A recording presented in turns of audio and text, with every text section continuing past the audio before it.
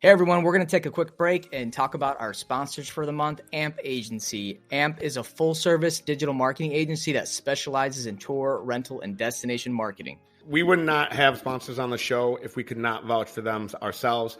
AMP Agency does a bunch of stuff for Destiny Water Adventures personally. I 100% vouch for this guy.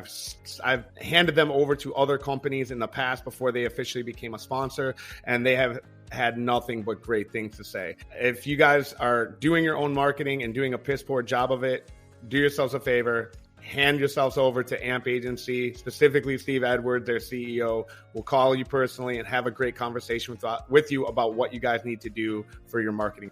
Listen, guys, they do pretty much everything in digital marketing: website development, maintenance, Google AdWords, PPC, graphic design, social media management, SEO, and a myriad of other things. When you choose a marketing company, it's so important to choose a company that knows your industry.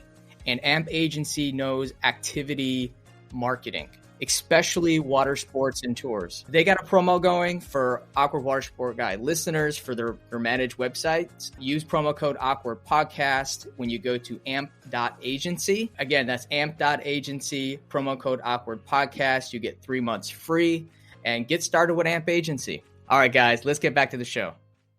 Hey everyone, and welcome to the Awkward Watersport Guys podcast. We have a lively discussion today regarding SB606, SB418. We got a couple awesome guests. We're bringing back Adam Botana, Florida State House Rep for Bonita Springs, Fort Myers area. Also the head boat washer of Bonita Springs. Is it boat club? Yeah, so my family has a boat club and rental. So before the storm, we had 75 boats. Now we've got about 60 boats. So we're building it back pretty quick. Awesome. Though. And we also have Maya Schilder, operations manager and co-owner of Extreme H2O Watersports in Destin, Florida. Maya, welcome to the show. Thanks for having me. I appreciate it. Great. So as we said, we're going to be talking about the changes. There was a glitch bill that just recently got passed and some things that changed the original bill. And there's some questions and thoughts, and actually a lot of questions and thoughts. And we're going to kind of dive right into everything that's going on. But first, I just want to, Adam was on the show before. Maya is new. I want to just allow them to give an opportunity to tell about who they are and what they do. So Maya. Hi, I'm Maya Schilder.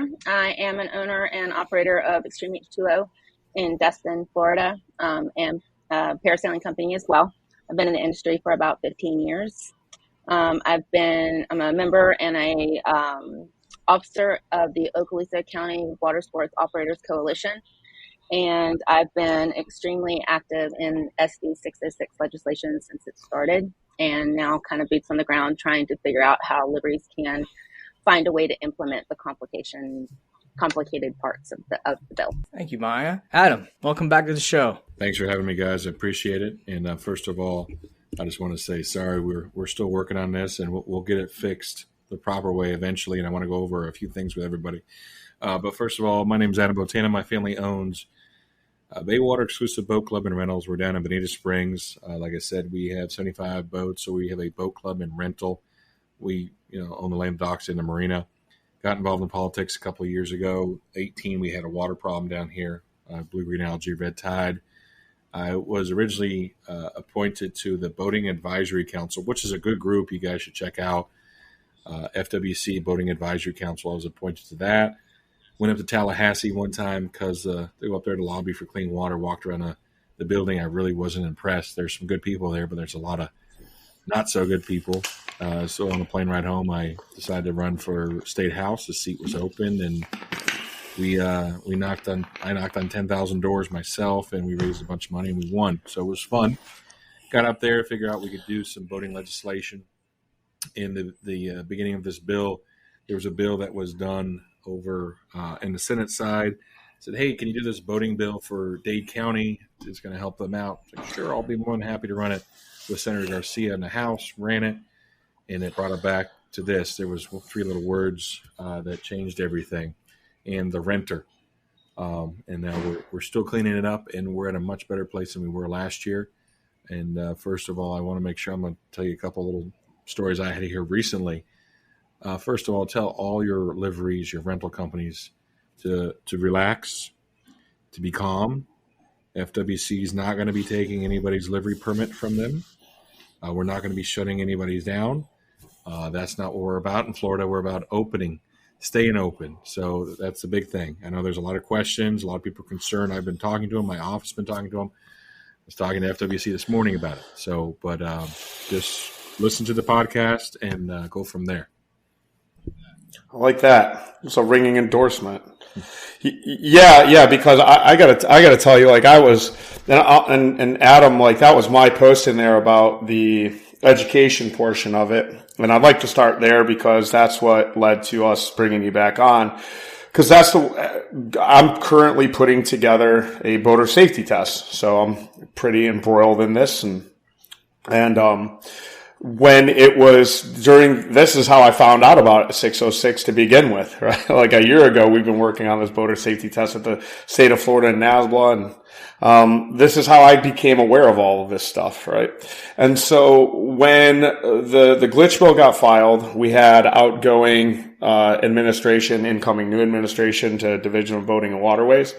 And so that's the way that was presented to me, was that, hey, if you're not going to get the supplementary insurance, then we want you taking the boaters safety education. Now, if somebody would profit from that, I'm like, yeah, that sounds great. I love it. But as somebody who's been like a pretty vocal advocate for education before I got this, when we first started this podcast 3 years ago, I've always been an advocate for more education on our docks and waterways and all that good stuff. So, anybody that was in that discussion or in that thread or answered that poll, I guess I am the presenter of some misinformation there, but only because that's the way it was presented to me. So that was not to interrupt you, but that was one idea during legislation. You know, gotcha. when the bill starts, you know, they're like, okay, well, if you don't have this, you need to have the boater license. Gotcha. And again, that was something, and it was as an idea. And a lot of times, sometimes officers can be overzealous. And I wanted to go over that too with you on the FWC real quick. side. Can we talk? No, we had the ESPO 606. We already talked about what the 606 did. Let's talk about the glitch bill. Adam, just kind of walk us through the main points of the glitch bill.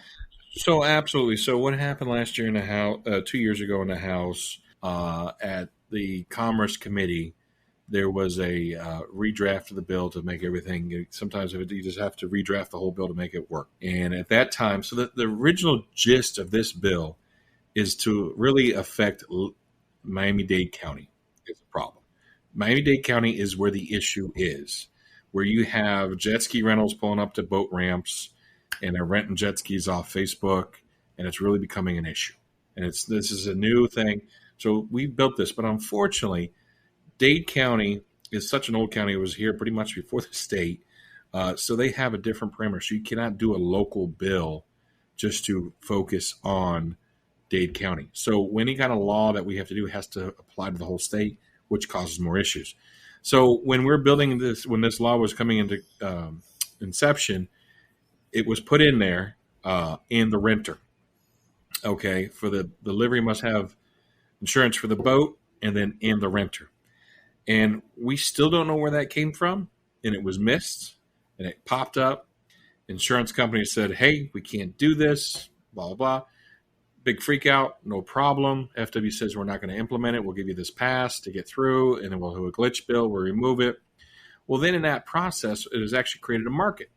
So like our insurance that we have, Hull, I think Hull Truth or something like that, they have it now where it covers in the renter, okay? So what we did this year with this glitch bill, we gave two options, because the main thing is we don't want to have this insurance on the back of the liveries. If these insurance companies want to create a market, that's fine. Let them go out there and build relationships, build partnerships with liveries to sell this extra insurance. Like when you go rent a car or a hotel, a car is like, oh, check this box if you want extra insurance. So that's why we have the bill that we have now, where my bill died actually in the House, but it was moved over to the CFO's bill and actually in insurance, and that's where the language is, okay? There's two options. You can rent a boat at a livery if, option A, you have the insurance that covers in the renter. If you don't have that, you have option B. There is a release That is in law. You have, like when you sign out a boat rental or you go to fill out a contract, you sign this release, you can rent the boat. There's nothing in there that comes from saying, hey, delivery has to have insurance. This is where it goes right there. Okay, that's purposely what we did so that we're not putting anything on there. Now you have some characters out there. I had one call my office yesterday. It was very interesting. This is a group called, let's see here, Stellar Rental Software. So Stellar Rental Software called my office about 3 days ago. Well, I'm interested to see what they have to talk about. I called them back. They didn't know who I was. And I go, hey, yeah, I understand you have some stuff here. He goes, yeah, well, the Florida House passed a law this past year with, where you have to have insurance. And I'm like, you have to? Well, I'm not quite sure. I'm not the insurance salesman. I'm not this. What I do is I do Stellar Rental Software. We do a reservation system.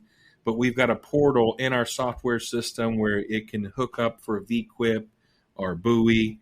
I go, okay, I'm interested. So what's the price? Well, to the renter, it's $12 to $15 per hour, for a rental in addition to. Like, okay. So what? Well, he says, well, this law comes in effect July 1. And, I don't know why Tallahassee's doing this. But, the 4th of July is a big thing. And if you don't do this, you can't rent boats because you don't have a livery permit. Okay?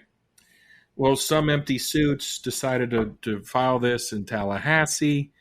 And I was like, it's interesting. Okay. And I go, all right, so what are you working with FWC? No, we're not working with FWC. It was a very shady operation. Okay. So I said, well, who's your boss? Who are you working with? Well, we're working with VQuip and Buoy from the rental company, but Brent is a CEO of Stellar. I was like, well, give me his number. Well, Lord and behold, he actually called the salesman. He goes, hey, do you want to be on the phone call? I go, I would love to. So Brent gets on the phone. I guess he talked to my brother a while ago about this reservation system before this issue with the additional insurance. And he's like, oh, hey, yeah, no, I hear you're interested. I go, yeah, what's going on? Oh, yeah, we got to get this done. This insurance thing's a real problem. FWC, if you don't have this, they're going to act like they're just a normal person. They're going to try to do a sting operation. They're going to ask you to rent a boat. And if you don't offer this, they're going to take your livery permit. I said, Brent, I'm Adam Botana. My family owns Baywater Boat Club, and I filed this bill. And if I hear any more of this, I'm going to turn you into the Attorney General's office for frivolous abuse and just abuse of a small business owners in the state of Florida. So that's why I told everybody. I was on FWC with FWC this morning, Jessica Crawford and Jessica Melka. They're the legislative affairs directors between the House and FWC. Okay. Two great ladies. And I got a number for anybody to call. I want you guys to put it out there. FWC is not going to shut you down. Okay. They're not going to shut you down. Okay. This is a new thing. We're trying to find every livery. There's over 3,000 liveries, boat rentals in the state of Florida. They only have so much. It's going to take time. I want to explain this as the easiest way I can explain it is when the 88 came into effect on renting boats or using boats. We had a customer come in here, and we've been renting boats since 2004. This was probably 4 years ago. Rented boats all the time, never asked for boating cards because that's not what we didn't have that issued like you have in Destin or whatever. So we rented a boat to a young gentleman. He was 23 or something, goes out there. FWC pulled him over, gave him a warning to us saying, hey, you have to have a boating card if you're under 88 to rent a boat. We didn't know anything about it. We're like, oh, that's interesting. Maybe the FWC officer was being zealous. We didn't know. So we sent another boat the next day with another younger gentleman. FWC pulled him over again and gave us a ticket. Then the FWC officer showed up at our marina saying, hey, you have to do this. All right, we paid the ticket. We went through the process. We actually got educated on the issue and said we figured it out. Okay, now when you rent a boat, you click on here. Are you doing it? Are you bored after this? You need to use. So that's how it's going to happen. Now, and that was 5 years after that bill was implemented to where they were out actually enforcing this. Okay. So again, folks, calm. We're not here to shut anybody down. We're not here to do that. After July 1, the FWC is going to be around, as they are right now, showing you, explaining to you what this release is, and they can fill it out, and you can still rent your boat. You can open on July 1. You can open on July 4th, okay? But just be calm. If you have any questions, reach out to FWC Boating and Waterways at 850-488-5600.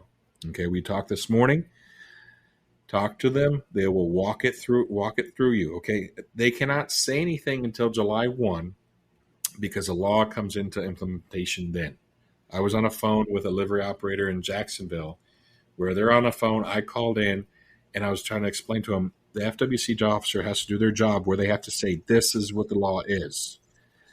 I was saying just wait till July 1. You will not have to have this insurance where it says in the renter. All you have to have is release, and we all can operate, and we'll be good. So, yes. So we have. This is a great example because you have Maya, who is going to have to institute this supplementary insurance policy with one of the two providers that carry it, and then you have myself, who is covered in my general liability. So I want to speak from and this is a question I've had. So if I have FWC show up for a livery inspection, I obviously have my livery permit because we have that and the renter language covered in my general liability policy.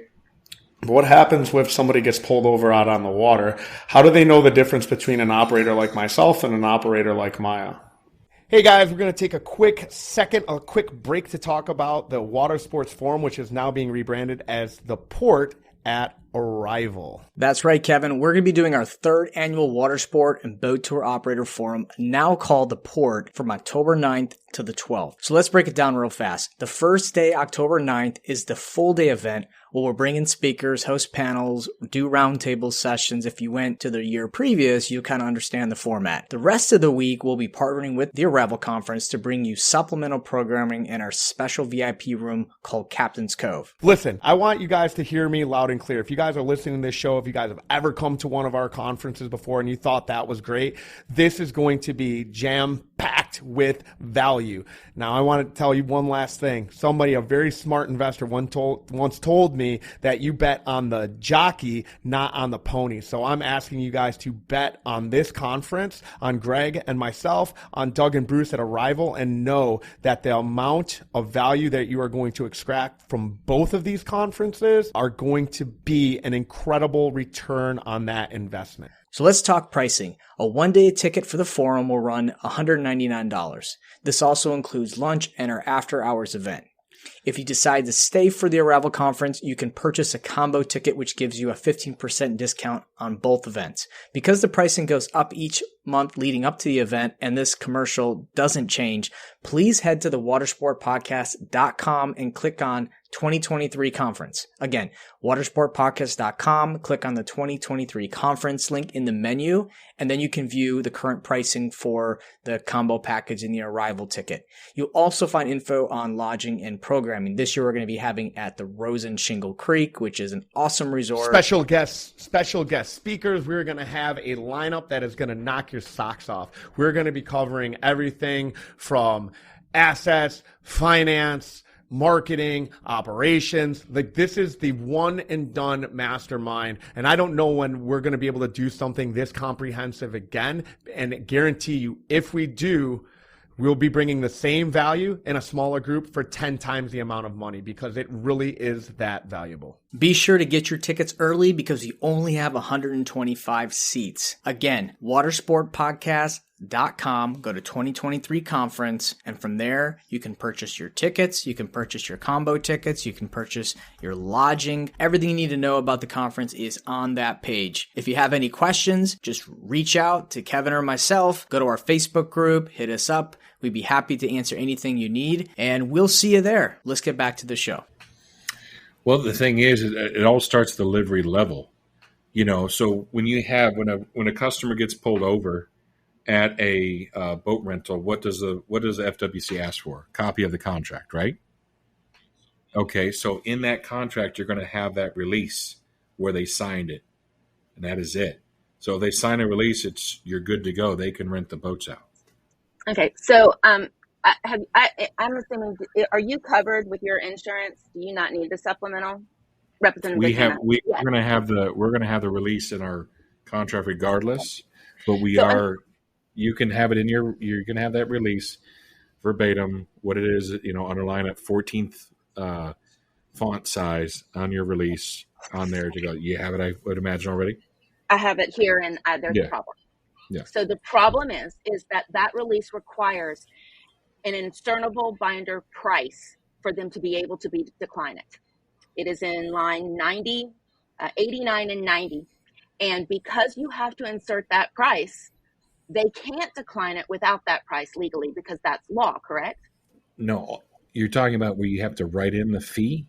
Mm-hmm. Where is that at on 90, you said? It's on page 3 and 4 of 418 of the Senate Bill 418, line 89 and 90. And it says, the vessel rental insurance coverage is being offered to me at the following price. Insert bindable price here of insurance being declined. So therefore, my customer cannot decline it without a price being inserted. And they can't insert a price without going through what I have discovered is a bit of an underwriting process with one of these companies. They have to answer personal questions. They have to have our equipment number that they're going to be on. They have to have, and the personal questions they have to ask from the company I've spoken to so far, I'm uncomfortable with. Yeah. They are asked if they are ever been convicted of a felony, if they have ever filed bankruptcy, if they have had a DUI in the last few years. I don't quite understand how that pertains to them renting a boat, but those are declinable reasons that the insurance company can decline quoting them coverage and refusing them the ability to rent from me. And that is verbatim from one of the companies that I've spoken with. With the company or with FWC, ma'am? This was with one of the insurance companies, and I don't have the coverage, so I have to go with one of these. Yeah, also, one company covers jet skis. The other company, jet skis is not part of this bill. Jet skis I have to register that with the FWC. It's a vessel. Yeah, I've heard of them being denied delivery permits down in Key West because they didn't have the renter covered on the PWC side. So their boats were good, but their PWCs were not. They were not. I want to echo what Maya said, because I had a meeting with Bowie, and they said exactly what she was saying, that unless they have access to the delivery permit and all the questions and everything, that they cannot give the quote. And if they can't give the quote, then they basically are not in compliance. Well, and they can't rent. They would be declined from renting. Correct. Because they wouldn't be able to decline the coverage.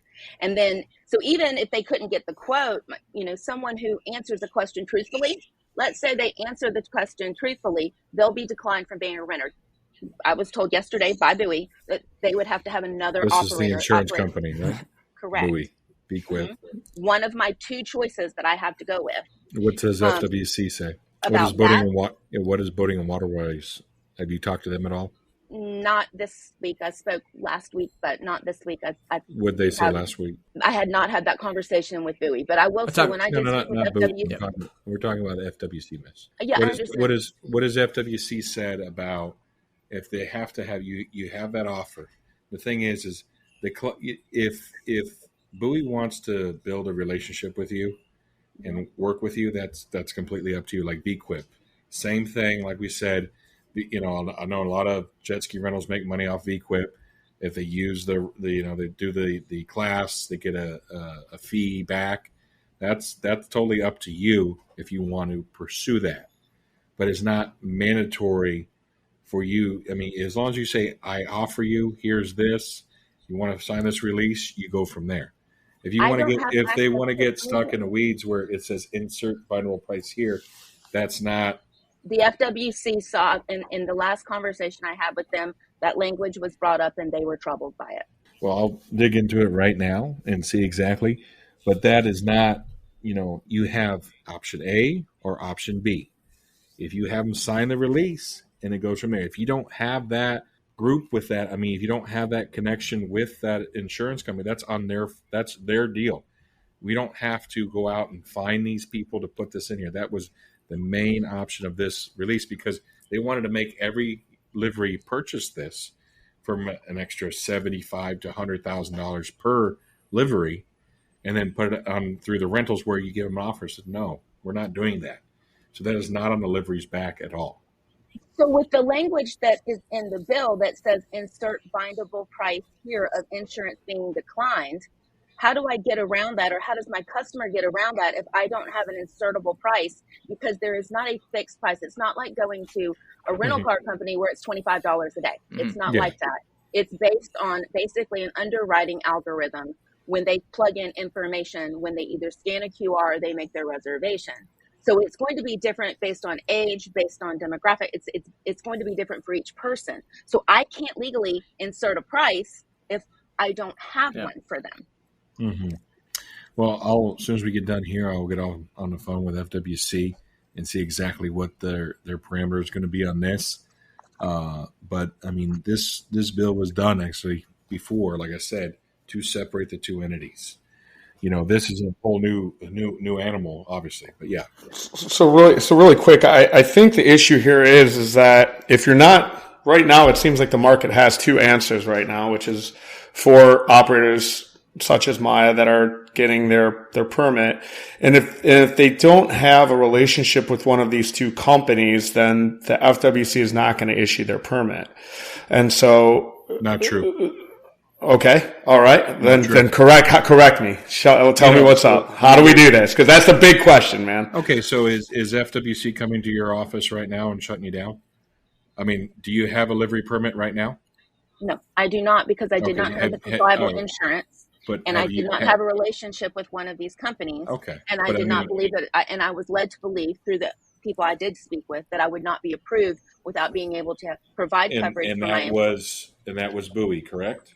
No, that was with FWC in a conversation I had a couple weeks ago. Okay. And I have to have the language of inserting the bindable price is the issue in the meeting I had last time.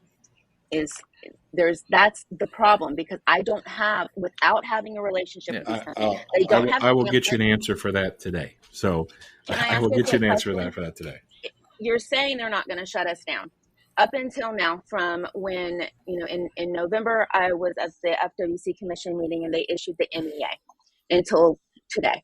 You're saying we don't have to be concerned about them coming to shut us down. Is there going to be an additional MEA issued to kind of give us a formal way to hand it over to an officer who isn't as familiar with the process being slowed down some?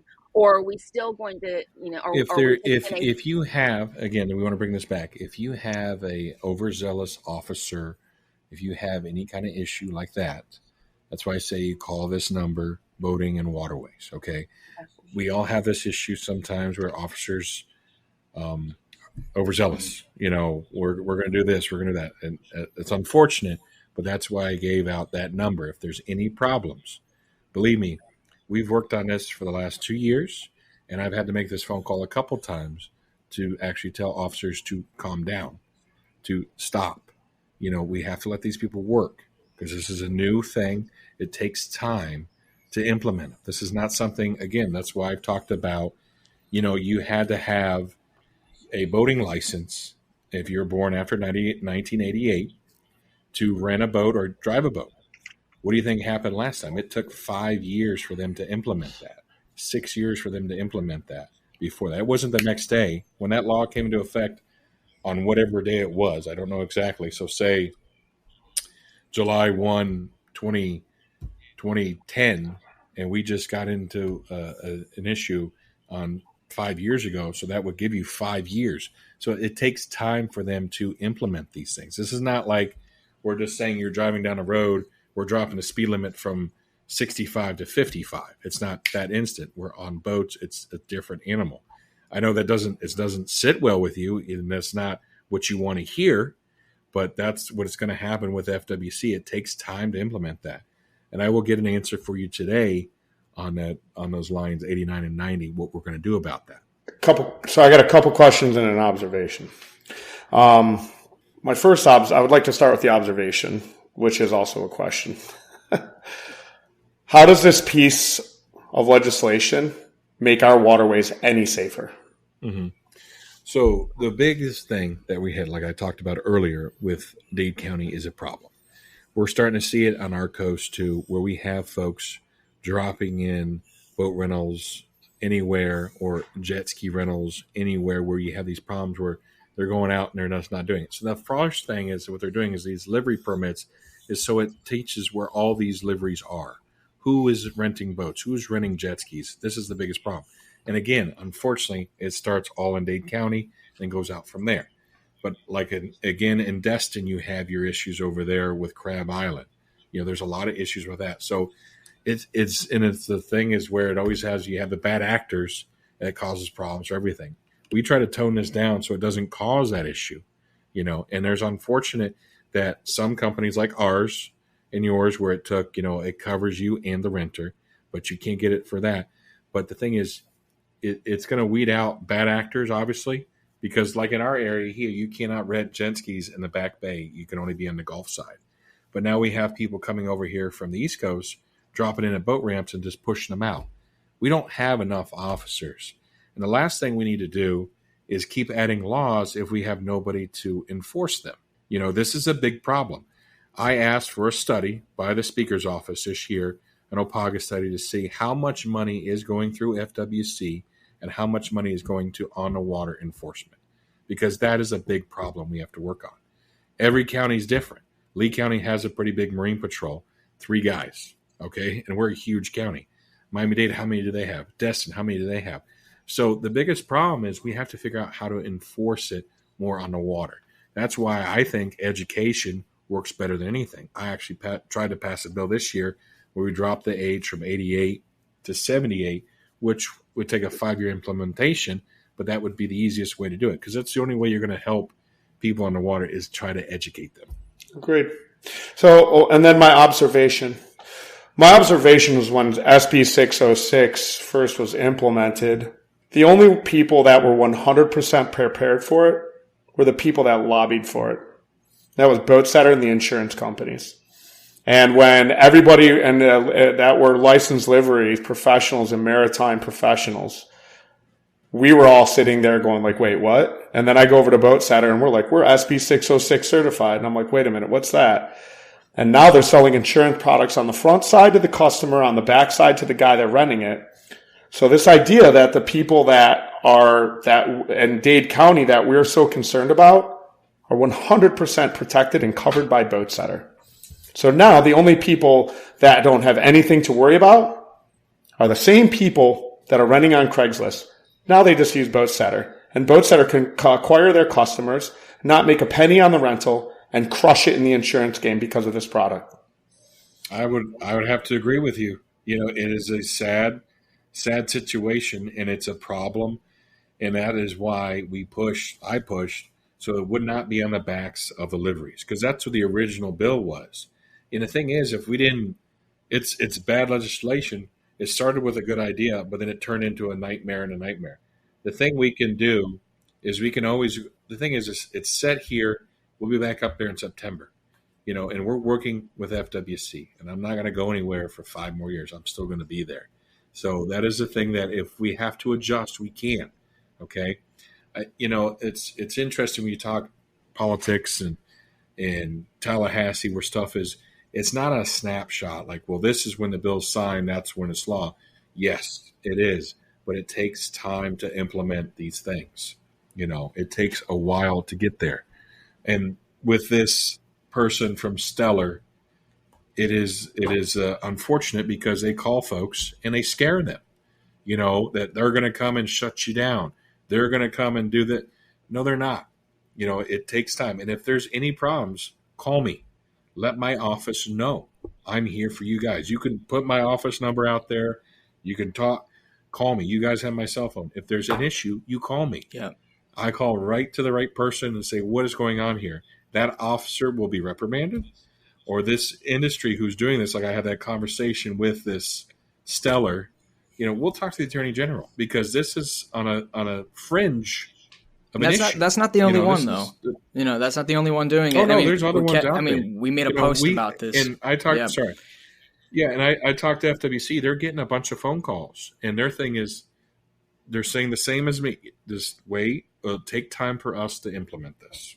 So I do have my one personal dog in the fight, and because I'm unaware of this, because once I got my livery permit, and not to say that because I do care about other operators, I've been on the phone with Maya about this. I hate this issue. I hate everything about the bill. I'm not a huge fan of it. I don't see a big portion of education being added to it. When you look at the studies and the data and the amount of accidents that happen, it's everybody after that January 1st, 1988 date. Like, we know how to keep our waterways safe. I think there's a lot of different, and I'm not getting into politics, man. I would rather close up shop and go flip pizzas than have to deal with this for the rest of my life, man. So, hey, thank you, Adam. I appreciate you being an entrepreneur and a businessman. And that's not blowing smoke, man. Like, what you're going and doing is like beyond me, because I don't have the temperament for it. This is about as temperate as I get.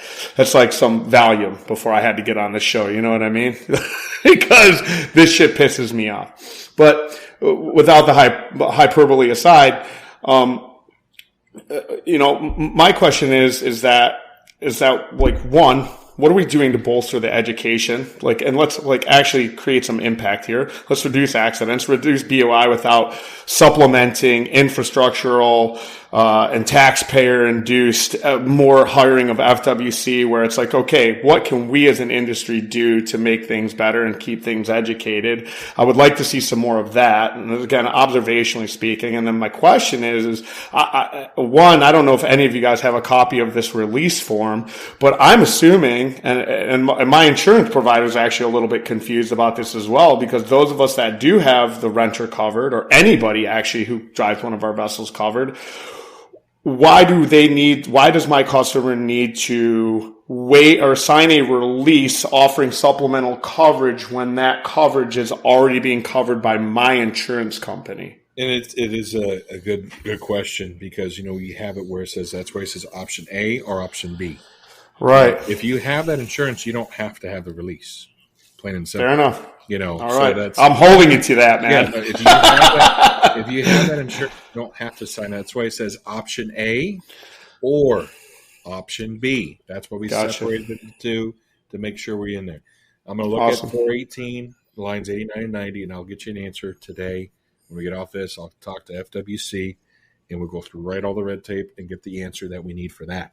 And also they're probably going to have their attorneys. There's one big thing that I think we missed is regarding the attestation of the boater's test. So I made a video, and I misspoke because I was assuming that when you do decline the insurance, that you would be required to have the Florida boater certificate, but you only have to attest to whether or not you have it or not. I was so confused because I figured, like, okay, you claim the insurance, at least you have the education, but that's not the case. Well, that's why we have too many attorneys in Tallahassee, guys. We just need more normal people to run, so we don't have so much jargon that comes out of here.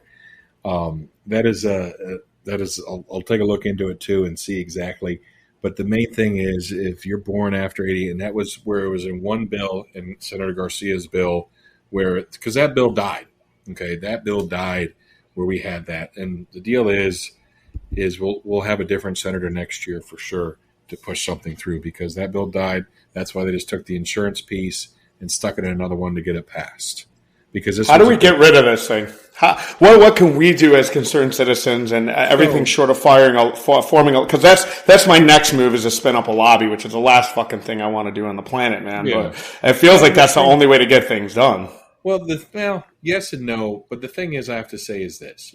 I wanted to do education this year. Okay, originally we yanked it out from 88 to 0, and then everybody's head exploded.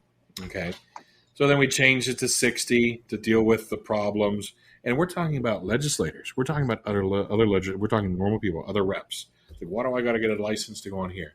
But don't make it about you. It's about the bigger pictures. We did 60. 60 didn't work, so there was 76. You know who the biggest pushback was? The marine industry, especially from Palm Beach and south. They said, we don't want to have another. Nobody likes change. Nobody likes change. When the 88 came in originally, it was a huge fight. But what I can tell you is I will be there for 5 years. Okay. And my family owns a marina, and we're going to do everything we can to make it easier on liveries. We're a small percentage, and that's what happens when small percentages get affected by bills like this. What would have happened if I wasn't there? You know, they would have put it right on the backs of everybody, and you have to get this insurance. So I'm going to work on this, and we're going to keep working on it. And like I said, our first committee weeks is September. Thing is it takes time to fix. And again, this is a new process. Again, like I said, it was a fight for the 88 because people want to come in. They don't want to put someone comes in and buys a $40,000 boat. Oh, wait a second. You have to get a license before you take it out. You know, and that's the problem. That's what from marine industries. Now, when I was on this FWC board, this Boating Advisory Council, 3 years ago when I first started, we got to get more education. We got to get more education. We got to do this and this and this. So I went and did education, and all of a sudden they're all, no, we don't want it. We don't want to do that. So I was at the new board. They have a new group there now, good people. So they made a recommendation to the commission that everyone has to have a boating safety card. That includes paddlecraft. Okay. Now that's going to be a huge thing. So they're making a recommendation to the commission to ask that, to have that in the bill, or if they can put it in rulemaking. Because that is a problem that happens now because there's over, 1 million boats in Florida, probably more than that. There's over 2 million paddlecraft, 3 million paddlecraft where they can just put in anywhere and they're in the process. So we want them to actually have a boating card. Now, it's pretty much the same thing as the people that are on paddlecraft right now because they're mostly after 88. So we have to change the education on the test where it tells you, okay, if you're in a paddlecraft, you don't paddle in the middle of the damn channel. You go through it and you go on to the next. You get out of the channel. Those are things that we're going to do with education. So those are stuff that we're getting involved in. So go to the next Boating Advisory Council. Talk to them about it and tell them what's going on. They'll give you that intellect to where you say, hey, you get the ear of these people, and we go from there. And like I said, I'm going to be there for 5 years. We will clear this up, but just give it some time. You got to nobody's going to get shut down. If anybody tries to shut you down, let me know. Find me. It will not happen. Yeah. All right, we really appreciate that, Adam. I really appreciate you taking the time to come on and talk about this. So, but let's say next steps, right? Because I think my dog in this fight, and more so Maya's dog, because Maya's actually I'm just a content creator. Maya's the one who's out at Tallahassee. She's out there with the AWA, with our lobbyists that's really trying to fight this. And guys like me, I'm like, I'd rather just go straight to the source, have you on the show. Let's bring it out into social media and have the conversation with everybody because that's the way I like to get things done. I can't deal with public discourse. I lose my shit. This way I can keep myself calm. So in regards to that, what are next steps for us to be able to because honestly, as I said right from the beginning, this insurance piece does not keep people safe. It encumbers the livery. It encumbers our tourists. It encumbers first-time boaters. It's antithesis to education, if you ask me, because now we're hung up on trying to see if we can afford a boat as it is already, let alone adding a very high-cost product, which is not commensurate with. I also own a rental car agency, and I can tell you there's no background checks or nothing of this stuff. There's a flat fee that those people have to pay. They can neither take it or they can't take it, and it's $19 and it's economical and it makes sense. So for me, if I continue down this, what are my next steps and what are Maya's next steps to say hey, this portion of it is only benefiting the same hawks that you're telling us to keep steer. This is only benefiting Stellar. This is only benefiting VQuip. This is only benefiting Buoy. And this is in detriment to the honest liveries and small family businesses that are actually trying to do things the right way. And it's definitely in detriment to our customers that now have to put through an extra hurdle, not to become more educated, but to spend more money on a needless insurance product. So what are my next steps to get this thing gone? Yeah. Well, the two options you have to look at this, bud. If you have a guy that's going to go out and wreck a boat, would you want to have the insurance on that boat to take care of that ski, or do you just write it off? Write it off. You're going to just write it off. 100%. So, you have to kind of think maybe, is it going to affect my insurance eventually? Is it going to help my insurance costs come down or no? No, because I pay for liability, because at the end of the day, like my staff is educated enough, my organization is streamlined enough, and we have enough qualified dockhands and true mariners that are on our docks to make sure that our renters, I have GPS on my boats. I've gone above and beyond what anybody has asked of me to do to keep our boaters safe, to keep our water safe, and to keep our education continuing inside of our organization. Therefore, we don't have a ton of accidents and a ton of loss, breakage as far as our equipment, because our equipment comes back mostly in one piece rather than little bumps and scrapes that it is. And at the end of the day, I save money by not paying those absurd hull coverage costs. So I only pay liability. I do not pay for hull coverage. If something goes down, I replace it. Yeah, one thing to add to that is that a lot of operators do. I'm not going to call it insurance, but it's protection, where customers can pay $50, $70, $100 to basically below waterline insurance. Yeah, they're just paying. Correct. So that way. Damage coverage, lost anchors, stuff like that, and it's actually quite a lucrative business for us, and it also allows when people do damage it, it's like, okay, you damaged it, you paid, walk away. There's no negotiations or arguments, which can be a point of contention for a lot of operators. So that money that the operators are getting, how does that play in the bigger roles of this insurance? Because people are like, well, I already paid $100 insurance, I don't need to get the damage protection. So I just want to. Oh, I understand. The thing is that's what you do. That's what we do. But when you go up there, you think of the big whole picture. Okay, if we ran everything like you did, we'd be fine. It'd be great. But that's not what happens all the time. I have insurance on everything out here because we do more than liability. That's what we do. That's why we have a ton of insurance. We had replacement value when this hurricane came through. We're lucky. We're still here. We did, and you know what? We have hull insurance on all one of our boats. We have replacement value on all one of our boats. And you know what we did? We still pulled all 75 out when the storm was coming. Okay, we could have just left them at the dock. Said, all right, I don't care. Let it take it, and we'll just take all the money and go from there. But we didn't. And we were open a month later. We were open a month later. We lost 15 boats, but it was actually better for us because we could keep charging our dues.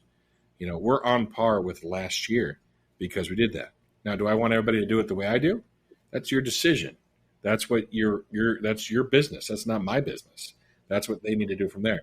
This was started as an idea to make it better, to make the rentals better out there and everything like that. And I understand it's grown into this monster, and I'm trying to hold on and make sure it doesn't hurt folks. Sorry. Maya. Sorry, Maya. But I'm very intrigued. I do not want to hurt any small business because this is what I do. I wouldn't go to Tallahassee to screw over myself. That doesn't make sense. No. But I think it's turned into an issue here, and we're trying to control it. And if it doesn't work, I can always go up there and repeal the whole thing. Yeah. Just cut it right out. Love that. Adam. Sounds like the best idea I've heard all day, Adam. Fine. But we have to test it. We can't just go up there and just cut it. We have to see where it goes. Okay. The last thing I want to do is make Maya worry. I've talked to people over and over again. They're freaking out because they're a small mom and pop, just like my dad, who doesn't get on the computer, who does the paperwork, old school, and that's fine. Calm down. I've had FWC officers go out to them and say, you're okay. They're going to bring you the livery permit and just give it to you. Here you go. This is yours.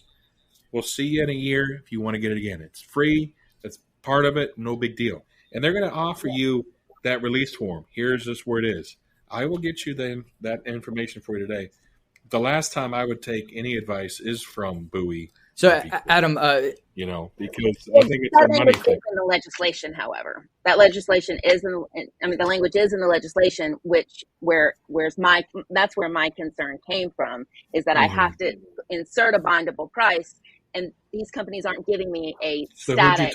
Who'd you talk to at FWC? Do you know? I was in a meeting I'd have to get you the names, but yeah, I'll get them to you later on today. Yeah, I want to know who you were talking to exactly, so we can clarify this, so we don't have that issue where we don't know. That's not the right answer from anybody. Really quick, Can I quickly ask you a question? I hate to kick this dead horse, but since you were so instrumental in this, and obviously with the Stellars and the V-Quips and the buoys, who's propagating a lot of this shit, I want to know. So I'm going to vote for you, but I need to know who not to vote for, who pushed on this. Why was this thing when nobody knew anything about it. When they all came to me, they'd ask me the question because they asked me, "What is a livery? What is a livery?" No, I mean that's a question that we've had in Tallahassee for a while. So that's why I say when it comes to actually getting education, or we call like a champion for some product, or situation for a product of as far as chickens, it's Wilton Simpson. He's a chicken farmer. He was our Senate president. Now he's an ag commissioner. Kathleen Pasadomo is our Senate president now. She's a real estate attorney. When it comes to boats, we have to figure out exactly what it is. And I want to see what comes back from the speaker's office of how much money is going to FWC and how much is actually going to boating safety or boating education or boating enforcement. The thing was with FWC, you can cut their arms off and they're still here because they're in the Constitution. So they get part of their money from the Fed and the state. So you can't really control FWC like DeSantis like to control DEP, with DEM, because you can control it all. The purse strings. With FWC, for a lot of years, they really weren't active. They really didn't do much. They come in, they do their, fins and feathers or whatever, or scales, whatever they say. That's what they focused on. But now we have some better people in there that get more involved in the legislature to say, hey, what do we need to do to make this better for you? What can we do to get more money for FWC to do it? So as far as saying who's not to vote for, I mean, the Florida House, we're pretty damn good. We're one of the best in the country.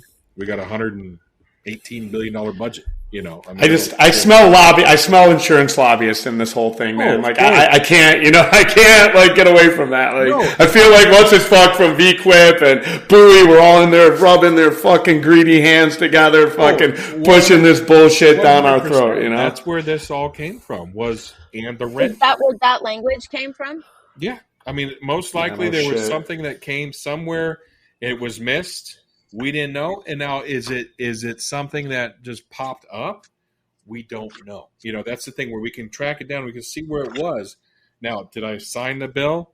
Did I say this is the one we have? Yeah. So it's on me. But it went through, and we didn't know anything. We didn't have an issue until about 5 months later when insurance companies say, "Hey, we can't say in the renter because they're named." So there really was it's a gray area. But when you make it black and white, that's when the insurance companies freak out. So when that and the renter, obviously it started the ball rolling. When we had that repealer where it took that out and they didn't even want this, and the thing is, it comes down to, it's all about relationships. So I can tell you that we will have this figured out and we will get this done. But FWC is on our side. I'm on your side. And 98% of all the legislators are on your side also. I had a Democrat help me, Hillary Cassell. She's from Broward, new freshman. Okay, she helped me. She co-sponsored this bill to help me with the language because she sues insurance companies all the time, And we pretty much kind of cut that out this year because our property insurance went through the roof over the years that we're dealing with. But we're going to keep working on this, and we'll get it done. So it takes time, guys. I've got one final question. Aside from this, because so far it's just been rumor from somebody I know that's involved in the Florida State Chamber of Commerce. Mm-hmm. I have heard rumors about and I might chop this up or my misunderstanding of the language, but a majority liability piece of legislation that's moving its way through the Florida State Senate that would ostensibly require insurance companies to have to bring something to court so that these ridiculous payouts that are happening, somebody breaks a leg, it's $1 million, they drop us, we move forward. But that is actually the ambulance chasers. Correct. Yeah. We passed tort reform like it's never been passed in the state of Florida in over 20 years. So, I mean, it's going to take time. But when was this? This past year. Yeah. So you actually like one-way attorney's fees. Now, I'm not quite savvy on the whole explanation. I will get somebody that you can talk I have the to. article, Kevin. Yeah. Well, articles are okay, but this, actually talking to the member to see, because if you read the articles, we're all going to get shut down by FWC July 2nd, if you listen to that. But we've gone more after frivolous lawsuits than we ever have now. The biggest thing with property insurance in Florida, that was the huge issue that we dealt with. And I don't know if I told you guys about it, but down here we had Irma. Guy comes, knocks on your door and says, "Hey, let me go on your roof and see if you got any cracked tiles." Go up there. I got 4 cracked tiles. Oh, I can get you a new roof. All you got to do is pay your deposit. Pay your your deductible for $5,000. I can get you a $40,000 roof, which then turns into $120,000 because you get the roofer, you got the attorney, and it just turns into enough. So we got rid of all that. Now there's no assignment of benefits, and we've gone after the attorneys. Now, if these insurance companies don't come back to Florida in 2 years, then we'll hit them back because we have to have some. It's a constant pendulum swings one way or the other. But I know everybody's screaming at me about homeowners insurance have doubled and tripled down here. We just went through a Category 5 storm. You guys did it up there in Destin with Michael. It affects everybody. So this is something that we're dealing with insurance over the next couple of years, and we'll just constantly readjust if we have to. Because that seems like the answer, right? Because if the marketplace becomes more robust, right? And we do, and then operators like Maya and operators like whomever that their current insurance company doesn't want to cover and they want to add these buoys or these V-quips or these other shady characters, then they have an option at least in the pool where it's like more insurance providers are beneficial to come back to the market because it creates at least a little bit of competition in the market space. And you can ask the question then, hey, can I be ticked off on column A? Because if Maya was ticked off on column A and she had the language that covered, then, according to what you're saying, then she wouldn't even have to worry about buoy or any of these other people because the insurance company is going to cover anybody that gets behind the wheel of your vehicle the way my insurance is written. And if there was more competition in the marketplace because of all these frivolous lawsuits that didn't happen, we would have that availability and have that marketplace competition to be able to shop our products to, rather than just like, can you please insure my jet ski like for $10,000 a year or whatever, and not all this insanity that comes with it. So. Well, that's the thing. All the insurance companies left Florida when it comes to homeowners insurance. That's why you have Citizens that covers it, and that's on the back of the taxpayers of Florida. That was supposed to be the last resort, and now it's turning into the only resort. So again, it takes time. We'll get it figured out, and we'll go Appreciate from there. it. Thank you, Adam. I'll get you this information there. I know it's. This is something that we've been working on for a while. My aide Julie says I don't want to hear about livery anymore, but it sounds like we're going to keep on working on it until we get it figured out right, to where we actually get some stuff. So we're going to bring education back again this year. I want to see what comes up, and when I have that report, I'll be more than happy to get back on here and talk with you guys. But I think we have to work with our counties to get more Marine Patrol, and they have to do their job. And of course, FW says, well, we don't like Marine Patrol because they don't do it right. Well, you guys aren't out there all the time, so what can we do? Boating is pretty much the wild, wild west. The reason we allow bow riding is because a certain representative got pulled over by FWC twice in the Jacksonville area and allows bow riding now. So careless boating was cut out. It's crazy, and it's unfortunate, but that's politics. It's its oldest school. It works great on a lot of things. A lot of stuff it doesn't. I want to thank our two guests today, Maya and Adam. This has been a very informative conversation. I wouldn't doubt that this is going to be the most downloaded show ever at AWG. Again, we appreciate it. Sure. And if anyone has any comments or questions, we're going to continue the conversation in the Facebook group, Watersport and Tour Operators. Google or Facebook it and then join. It's a private group. We have about 1,300 members. We'd love to have you come in and provide your commentary and questions. So thanks again. And as always, everyone, keep it awkward.